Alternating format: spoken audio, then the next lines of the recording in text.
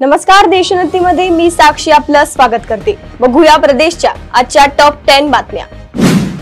नागपूर जिल्ह्यात गाजत असलेल्या बोगस शिक्षक भरती घोटाळा प्रकरणात मोठी कारवाई करण्यात आली आहे। विठ्ठल रुक्मिणी बहुउद्देशीय शिक्षण संस्थेचे अध्यक्ष दिलीप धोटे यांना या प्रकरणात अटक करण्यात आली आहे। या प्रकरणाच्या तपासात प्रत्येक शिक्षकाकडून 15 लाख रुपये नोकरी लावण्यासाठी घेण्यात आल्याचे समोर आले असून हे पैसे दिलीप धोटे यांनी घेतल्याचा एसआयटीला संशय आहे। अटक करण्यात आलेले दिलीप धोटे हे मोहोपा येथील भाजपचे स्थानिक नेते आहेत। त्यामुळे नागपूर जिल्ह्यासह राज्यात गाजत असलेल्या बोगस शिक्षक भरती घोटाळ्यात आता नागपुरातील भाजपच्या नेत्याचं नाव समोर आल्याने राजकीय वर्तुळात एकच खळबळ आहे।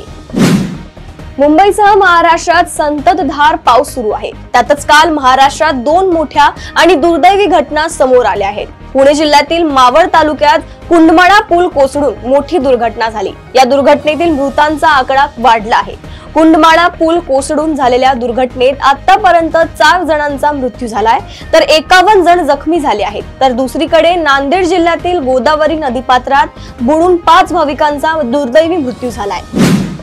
राज्यभरातील वारेकऱ्यांचे लक्ष लागलेल्या आळंदी येथील संत ज्ञानेश्वर महाराज आणि देहू येथील संत तुकाराम महाराज यांच्या पालखांचे 19 जून रोजी पंढरपूरच्या दिशेने प्रस्थान होणार आहे। लाखो वारकरी या भक्तिपूर्ण सोहळ्यात दरवर्षी सहभागी होतात। त्या पार्श्वभूमीवर पुणे पोलिसांनी गर्दीच्या नियोजनासाठी कृत्रिम बुद्धिमत्ता म्हणजे एआय तंत्रज्ञानाचा वापर करण्याचा निर्णय घेतलाय। वारकऱ्यांची नोंद, वाहनांची संख्या आणि गर्दीच्या व्यवस्थापनासाठी पोलीस एआय तंत्रज्ञानाचा वापर करणार आहेत। देहभान विसरूनी चाले दिंडी पंढरीला, डोळ्यांत साठवे विठोबाच्या रूपाला म्हणत आणि विठू माऊलीचा जयघोष करत रविवारी अत्यंत उत्साहात नागपूर पंढरपूर वारीला सुरुवात झाली। वारीच्या निमित्ताने येथून निघालेले सायकलपटू पर्यावरण संवर्धन, व्यसनमुक्ती आणि पेट्रोल वाचविण्याचा संदेश देणार आहेत। नाशिकच्या पालकमंत्री पदासाठी मी कुठेही आग्रह धरलेला नाही, अशी स्पष्टोक्ती राज्याचे अन्न नागरी पुरवठा व ग्राहक संरक्षण मंत्री छगन भुजबळ यांनी दिली। येवला दौऱ्यावर असताना मंत्री भुजबळ यांनी माध्यमांशी संवाद साधला। यावेळी ते म्हणाले, मला या वादात पडायचे नाही, मी खूप इच्छुक आहे, असं नाही, नाशिकसाठी जे करायचे ते मी करत राहील, असं त्यांनी म्हणाले आहेत।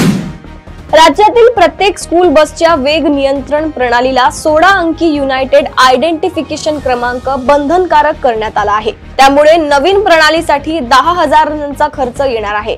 हा खर्च करायला कोणी तयार नसल्याने राज्यातील हजारो स्कूल बसची योग्यता तपासणी थांबली आहे। त्यामुळे विना योग्यता तपासणी असलेल्या एखाद अनफिट स्कूल बसचा अपघात झाल्यास जबाबदार कोण, हा प्रश्न अनुत्तीर्ण आहे। मुंबई महानगरपालिकेच्या निवडणुका तोंडावर येऊन ठेपल्या आहेत। शिवसेना ठाकरे गटाचे प्रमुख उद्धव ठाकरे यांनी नुकतच मुंबईतील शिवसेना भवनात एका बैठकीचे आयोजन केले होते। या बैठकीत त्यांनी भाजपसह उपमुख्यमंत्री एकनाथ शिंदे यांच्यावर जोरदार हल्लाबोल केलाय। आगामी महानगरपालिका निवडणुकांच्या पार्श्वभूमीवर बोलताना ठाकरेंनी शिंदे गटाला चिंधी चोर मिंदे असे म्हणत त्यांच्यावर तीव्र शब्दात टीका केली।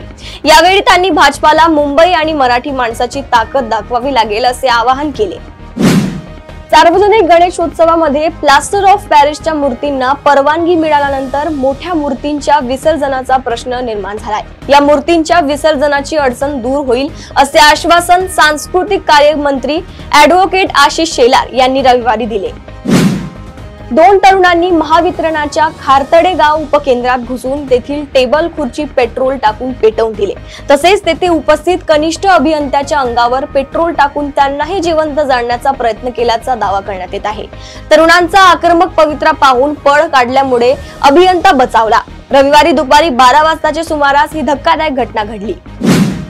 येत्या काही दिवसात राज्यात स्थानिक स्वराज्य संस्थांच्या निवडणुका होणार आहेत। या पार्श्वभूमीवर राष्ट्रीय स्वयंसेवक संघाचे पदाधिकारी आणि भाजपा नेत्यांची अत्यंत महत्त्वाची बैठक रविवारी राष्ट्रीय स्वयंसेवक संघाच्या नागपूर येथील रेशिंगबाग स्मृती मंदिरात पार पडली। या बैठकीत मुख्यमंत्री देवेंद्र फडणवीस व केंद्रीय मंत्री नितीन गडकरी यांच्यासह भाजपचे लोकप्रतिनिधी उपस्थित होते। या बैठकीत राष्ट्रीय स्वयंसेवक संघाच्या शताब्दी वर्षाच्या तयारीबाबत चर्चा झाली। प्रदेशातील अशाच टॉप 10 बातम्या जाणून घेण्यासाठी बघत रहा देशोन्नती। नमस्कार।